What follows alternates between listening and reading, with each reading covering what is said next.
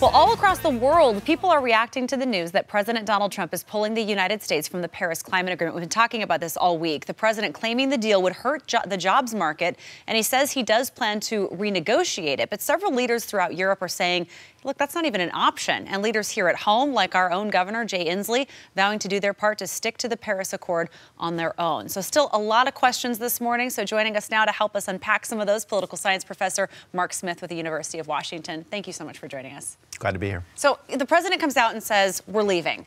What does that mean in the simplest of terms?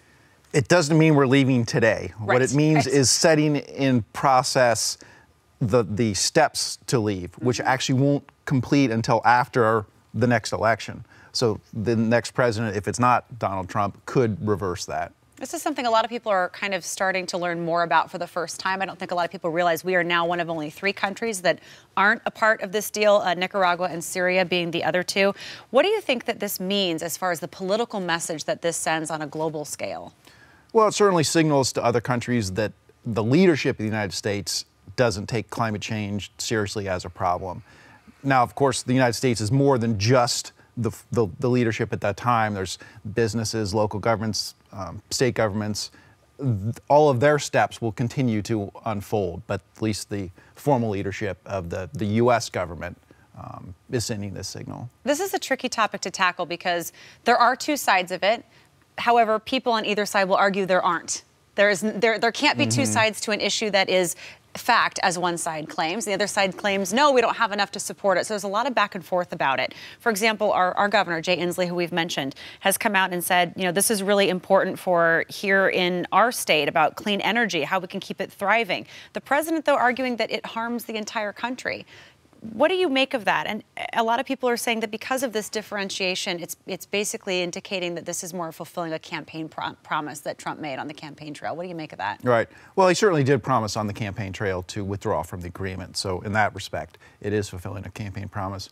But the jobs issue, it's complicated because if you look nationally, right now, we have more than twice as many jobs in solar energy than we do in coal. And you know, that difference is only going to grow over time. But you have to look at where those are located. And a lot of the coal jobs are in states that are really crucial to Donald Trump's election the first time. So in his statement yesterday, he specifically called out Youngstown, Ohio, Pittsburgh, Pennsylvania, Detroit, Michigan. 3 crucial Rust Belt states that are very important from an electoral college standpoint and are decisive in terms of delivering him there. So those are key parts of his constituency. Whereas the more solar energy dependent parts of the economy are more spread out nationally, and so you know there's jobs on both sides. If you don't act, you have one set of job implications. If you do act, you have a different set. So there are winners and losers. There's no question about that. But he's taking one particular side in that dispute. I do want to go back to something that he has said and that we've mentioned on this show, which is that he's open to renegotiating, which European leaders are saying, well, that's not an option. Is he really going to try to open a renegotiation of some kind? I mean, is there an avenue to try and convince European leaders otherwise? Is that a possible path? I don't think so. I think that's more of a rhetorical statement than anything else. Because in this agreement, each country brought to the table their own voluntary carbon, reductions. Sure. So it was kind of a potluck approach where every country was bringing to the table. So there were no binding commitments that any other country was forcing upon a country. So all the agreements the United States made, it was what the United States leadership at that time under President Obama wanted to put forward. So renegotiating it might just mean, okay, we're not going to do the things Obama said we were going to do. We'll do some different things. There's nothing that would prevent President Trump from taking that course if he wanted to. What's next? How is this issue going to be tackled, do you think, politically, both here in the U.S. and on a global scale, especially considering that this is an issue that is now not only an issue of science, but an issue of politics? Right. Well, a lot of the things that were happening are still going to happen. There are a lot of actions that businesses are taking, that state governments are taking, that local governments are taking. Those are going to continue.